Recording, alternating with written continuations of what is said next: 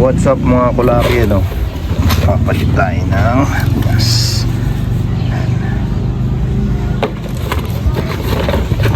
Gas type. Ito yung original. Ayaw nang bumalik. So yan. Dapat kasi bago.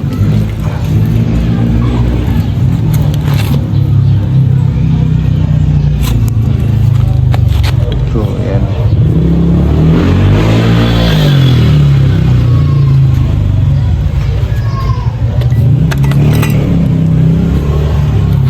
Tayo nito. So saan to na? Kalimutan natin. Okay. So yung mga kulaki, ano, dali lang naman siya ikabit. So yan, tanggalin mo lang yung screw dito. Tapos dito sa taas. So yan. Ito may kakapit dyan. So huwag mo na tanggalin itong washer kasi yan din yan nakalagay. Saka ito may washer din yan. Okay. Ngayon, nakabit natin itong bago. So ito yung bago. Hindi ko muna tinanggal itong tali. Ayan o. Hindi tignan mo may tali pa dyan. So ganyan lang pagkabit niya.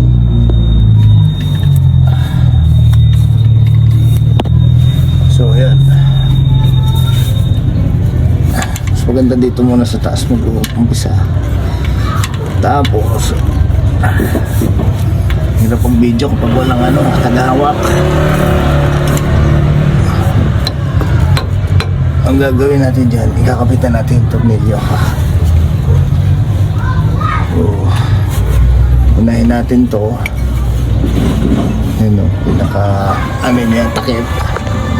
So dito yan, kitang-kita. Okay. Tapos sunod yung pinaka washer niya, lock.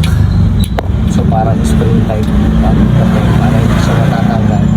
So kahit hindi po nalagyan ng lock type, okay lang. So ano yung malinis.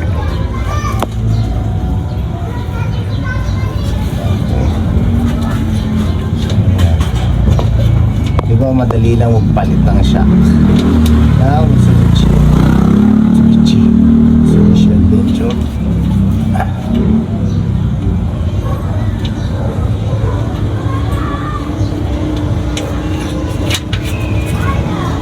Okay. Susunod naman ito. So titignan naman ito abot. So kailangan natin tanggalin ito.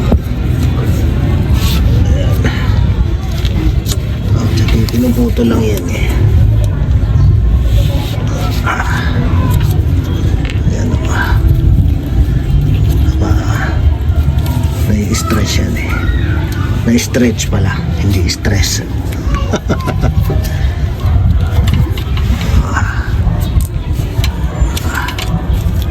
Bababa kasi yan pag ano. So oopsie. Tignan mo, bumaba na. So medyo hindi ko nahabol yung pagkabit dito. So iano ko lang saglit ha. So ito na mga kulaki, naibalik ko na. Naikabit ko na. Tapos yung takip. Okay. Then yung pinakalock nya. Yan.